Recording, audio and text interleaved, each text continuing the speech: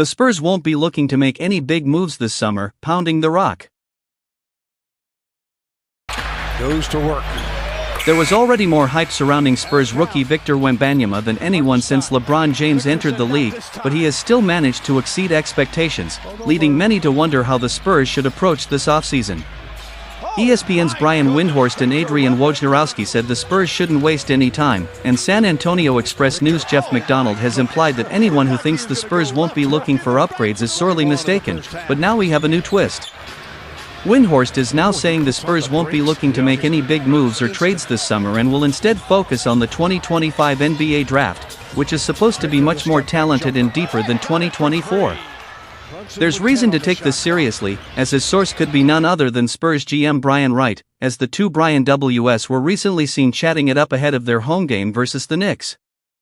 Of course, it's also worth noting Windhorst whiffed on another report that night, claiming ball boys had gone into the stands to retrieve Jalen Brunson's 61-point ball that Wemby had thrown into the stands, only to have to walk it back after being informed otherwise. This news will naturally bring about mixed reactions. It sure makes it sound like the Spurs are going to tank for a third consecutive year despite getting the ultimate franchise player last summer, and some fans may not be ready to stomach that again. I'm not sure I am. At the same time, with their improved play in recent months, there is now some intrigue as to what their current core of Wemby, Devin Vassell, Jeremy Sochan, Keldon Johnson, and Trey Jones can do after a whole season of playing together and building chemistry. Of course, if you're hoping the Spurs make a big splash in free agency, there might a bit of a reality check in store.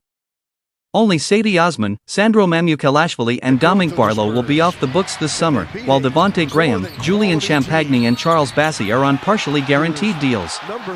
Despite this, the Spurs would have the cap space to sign a big free agent, but like the draft, this is also a somewhat weak free agency class, where big money would either bring a ball-dominant player or over-the-hill veteran, neither of which would be ideal.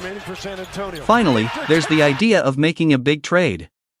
While the Spurs have been tied to names who might be on the trading block like Trae Young and Donovan Mitchell, there's always the question of long-term fit, not to mention what the Spurs would have to give up to get them.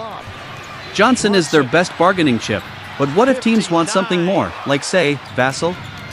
The Spurs likely are not ready to part with him so soon, plus as determined as the Spurs appear to be to build organically through the draft, how many of their picks are they ready to part with? Theirs would be a lot to consider.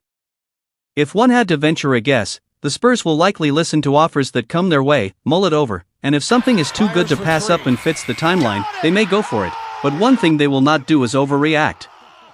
Otherwise, they will fill in the gaps with role players that fit a need, like shooting, let their young players keep growing, hope for a big get in the 2025 draft, then start the charge back up the standings. Basically, the patient thunder approach. As easy as it may be to panic at the thought of another tank season, remember, Wemby is only going to keep getting better, and Greg Popovich won't be able to get away with stuff like the Sochan experiment next season because he now knows what he has in this current roster. Even if roughly the same squad comes back next season, they should be decently better. If not, they'll still have the same opportunities to act next summer as they do now.